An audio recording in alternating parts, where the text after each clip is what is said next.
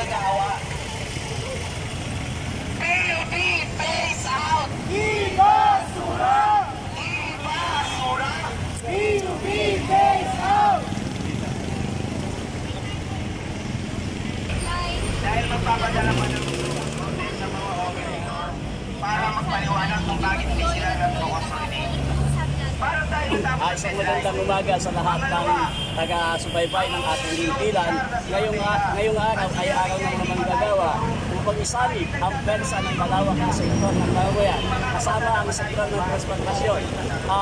Kahapon ay nagkaroon ng deadline sa usapin ng application for consolidation. Subalit, ngayong araw din ay implementation ng PUBMP. Itong implementation sa araw na ito, magpapatunay lamang na hindi handa yung gobyerno sa usapin ng kanilang mga proyekto. Mas, halos ang lahat ng mga tumatakbo ng mga pampubliko sasakyan ay mga tradisyonal. Kung kaya, dapat lamang punuan noong mga dating existing na may hawak ng kalisa ang pagsiservisyo sa mga mamamayan.